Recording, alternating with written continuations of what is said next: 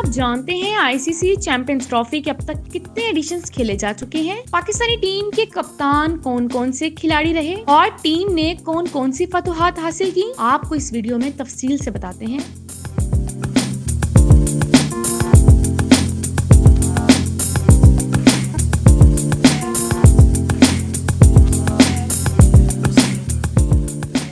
ICC champions trophy का पहला addition 1998 में खेला गया। पाकिस्तानी टीम की क़यादत आमिर सुहेल ने की। क्वार्टर फाइनल में पाकिस्तान को वेस्ट इंडीज के हाथों शिकस्त हुई। चैंपियंस ट्रॉफी का दूसरा एडिशन 2000 में हुआ, जिसमें कौमी टीम की कमान मोइन खान ने संभाली। पाकिस्तानी टीम ने बेहतरीन कारकर्दगी का मुजाहरा करते हुए सेमीफाइनल तक रसाई हासिल की। न्यूजीलैंड ने कौमी टीम को शिकस्त देकर चैंपियंस ट्रॉफी उठाने का ख्वाब पूरा न होने दिया।